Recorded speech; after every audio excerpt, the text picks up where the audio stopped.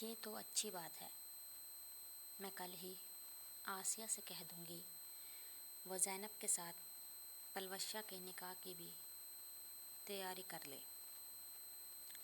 رشیدہ بیگم اس کا ماتھا چومتی ہوئی بولی اور اٹھ کر کمرے سے باہر نکل گئی۔ ان کے جاتے ہی اردشیر واپس لیپ ٹاپ لے کر اپنے آفس کا کام کرنے لگا، جب اچانک مبارک کا چہرہ اس کی نظروں کے سامنے آیا۔ اس نے فوراً اس کے خیال کو جھڑک دیا۔ اگلی صبح ہی رشیدہ بیگم نے آسیہ کو فون کر کے اردشیر اور پلوشہ کے نکاح کے لیے ہاں کر دی، جس سے دونوں گھروں میں خوشیوں کی لہر سے دوڑ گئی تھی۔ ہر کوئی اس رشتے کو لے کر بہت خوش تھا۔ آنے والے کچھ دنوں میں ہی دونوں گھروں میں نکاح کی تیاریاں شروع ہو چکی تھی۔ دوسری طرف مبارہ ندرت شیخ کی طبیعت مزید بگڑنے کے باعث گاؤں چلی آئی تھی، تاکہ کچھ دن اماں ابا کے ساتھ گزار کر ان کی خدمت کر سکے۔ یونیورسٹی سے اس نے چھٹیاں لی ہوئی تھی۔ ویسے بھی اسائنمنٹ وغیرہ میں مدد کے لیے عارفہ موجود تھی۔ اماں آپ آرام کریں، میں ذرا کچن دیکھ لوں۔ ندرت شیخ کو دوائیاں دینے کے بعد وہ بیڈ پر لٹاتے ہوئے بولی، مبارہ بیٹا اب میں ٹھیک ہوں، تم اب واپس لاہور چلی جاؤ، تمہاری پڑھائی کا حرج ہو رہا ہے۔ کوئی حرج نہیں ہو رہا اماں، عارفہ ہے میری مدد کے لیے، آپ پریشان نہ ہو۔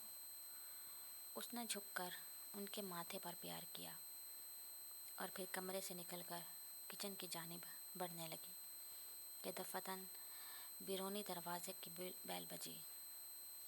مبارہ نے اپنے قدم دروازے کی جانب بڑھا دیے۔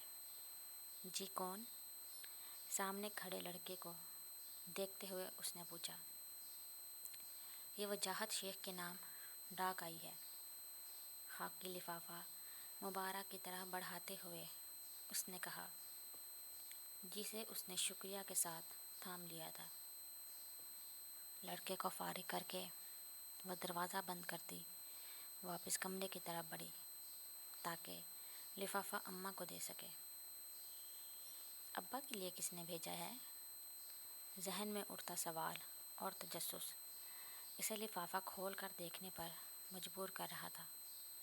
کیا ہو سکتا ہے اس میں؟ کیا میں کھول کر دیکھ لوں؟ ہاں دیکھ لیتی ہوں، ابا نے کون سا کچھ کہنا ہے؟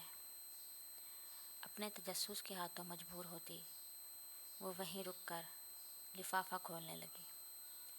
جب اندر سے نکلتے شادی کے کارڈ نے اس کے پیروں تلے سے زمین کھینچ لی تھی۔ ذلیل انسان، مجھے نیچا دکھانے کے لیے اس نے یہ کارڈ بھیجا ہے، میں چھوڑوں گا نہیں اسے۔ وجاہت شیخ جلے پیر کی بلی کی طرح کمرے میں چکر کاٹ رہے تھے، جب ہاتھ میں موجود کارڈ کو بھینچتے ہوئے بولے۔ ان کا غصے سے برا حال تھا۔ سراج الدین نے نکاح کی تقریب گاؤں میں رکھی تھی، جس میں وجاہت شیخ کی فیملی کو بھی مدعو کیا تھا۔ وہ جانتے تھے سراج الدین نے جلے پر نمک چھڑکنے کی کوشش کی تھی، تب ہی جب شہروز شیخ کی موت ہوئی تھی۔ گاؤں میں نہ رہتے ہوئے بھی وہ یہاں کی ساری سرگرمیوں سے واقف تھے۔ مہربانی کر کے مجھ پر رحم کریں، میرے پاس ایک بیٹی ہی ہے جسے اب مجھ میں کھونے کی ہمت نہیں۔ ندرت شیخ بیڈ پر بیٹھی دوپٹے سے آنسو صاف کرتے ہوئے بولی۔ انہیں ڈر تھا اگر وجاہت شیخ نے غصے میں آ کر سراج الدین کو جانی نقصان پہنچا دیا تو اب کی بار ان کی بیٹی کو غنی ہونے سے کوئی نہیں بچا سکتا۔ وہ کیا سمجھتا ہے ہمیں اس کے بچوں کی شادی سے کوئی فرق پڑتا ہے؟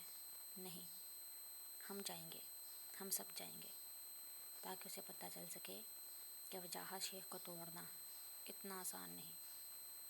اپنی بات مکمل کر کے وہ کمرے سے باہر نکل چکے تھے۔